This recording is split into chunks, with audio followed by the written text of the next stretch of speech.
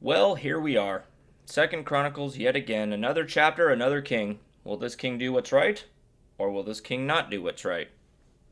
I don't know.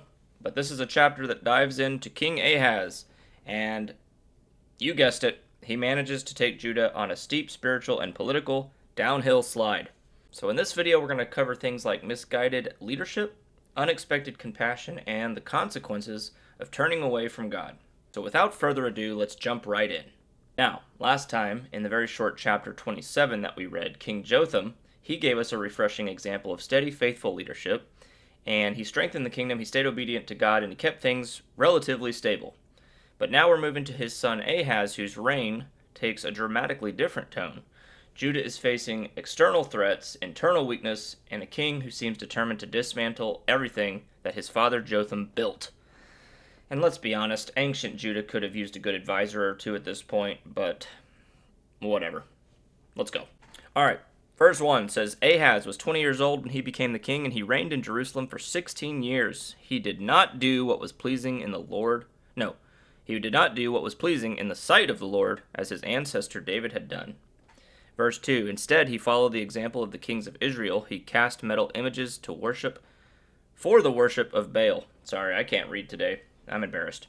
But he's only 20 when he begins his kingship, begins his rule, and the chapter wastes no time. He did not do what was right in the sight of the Lord. He adopts the practices of the surrounding nations, including idol worship and even child sacrifice. It's as if he flips through the catalog of everything good that his father Jotham had done and said, hey, I'm going to do exactly the opposite of this. Or, on a different note, if he had a catalog of all the bad things and practices that were forbidden in this time, he's probably pointing at all of them and saying, yes, I'll take that, give me one of everything. Now, because of Ahaz's unfaithfulness, Judah is repeatedly defeated, and from all sides. The Syrians attack and carry off captives, the northern kingdom of Israel inflicts heavy losses from the north, the Edomites raid the south, and the Philistines move in on the west. It's a cascading collapse for the kingdom of Judah. Every border becomes vulnerable, and every enemy nation sees an opportunity to plunder Judah in some sort of way. So Israel takes 200,000 captives from Judah, but then a prophet named Oded, he confronts them and he urges them not to add cruelty to their victory. And surprisingly, the leaders of Israel listen to Oded. They clothe the captives, they feed them, they tend to their wounds, and they escort them home. It's a rare and a beautiful moment of compassion in the middle of all this national conflict. But instead of turning to God, Ahaz turns even further away. He seeks assistance from Assyria, hoping that they're going to solve Judah's problems. And not only do they fail to help, but they actually make Judah's situation a lot worse. Yet, still, King Ahaz responds by worshiping even more foreign gods, thinking that they're going to bring him success. It's a really tragic spiral for King Ahaz, and the deeper the trouble, the farther he runs from the one who could rescue him, and that is just so frustrating to read. But I think we can relate to that. So Ahaz, he eventually shuts the doors of the temple, he destroys the sacred items, and he sets up altars across Jerusalem like he's trying to replace the entire worship system with all these false, fake gods. He dies without honor, and the people do not bury him in the tomb of the kings. And sad ending, it's a heavy ending in a lot of ways, the story of a king who never turned back to God.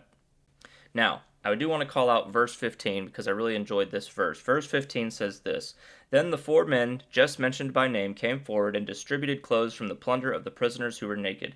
They provided clothing and sandals to wear, gave them enough food and drink, and dressed their wounds with olive oil.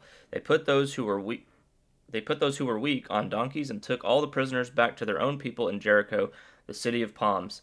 Then they returned to Samaria. So this verse is talking about the leaders of Israel and their care for the Judean captives and bringing them home safely. I really like this verse because it shows even in seasons of judgment and conflict, compassion can still shine brightly, and people can still choose mercy even when kings choose hostility. And I just thought that was a really cool highlight here. Alright, what are the lessons we can pull from this today? Well, King Ahaz, I'll tell you, I'm not happy with this fella. I'll tell you that. But the first thing that I think Ahaz taught us is that good leadership matters deeply. The faith or the unfaithfulness of one leader can affect an entire nation. The second thing that's important to call out here is that running from God never solves our problems. It certainly didn't work for King Ahaz. Here was Ahaz seeking help from everywhere except for the one place where help truly existed. He could have turned to God and perhaps been rescued from some of these things, but instead he kept entrenching himself further and further in, false idols, false worship, false gods, and we see it didn't do him very well. And last but not least, God's mercy can appear in unexpected ways, like we saw in verse 15. Even Israel, who was often Judah's most intense rival, becomes an instrument of compassion for these folks. They clothe them, they give them food and drink, they dress their wounds, and then they send them home. So God's mercy can appear in unexpected ways and places.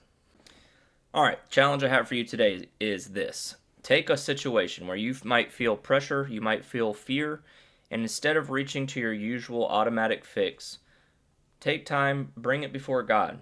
Pray, pause, seek God's direction before acting, and I promise you, you will not be disappointed. And that is chapter 28 in a nutshell for you. Next time, we're going to dive into another king. His name is Hezekiah, and we're going to see whether or not he can turn Judah around. But until then, remember this. The Bible is ancient, but its lessons still speak straight into our lives today because it is the true Word of God. And won't He do it?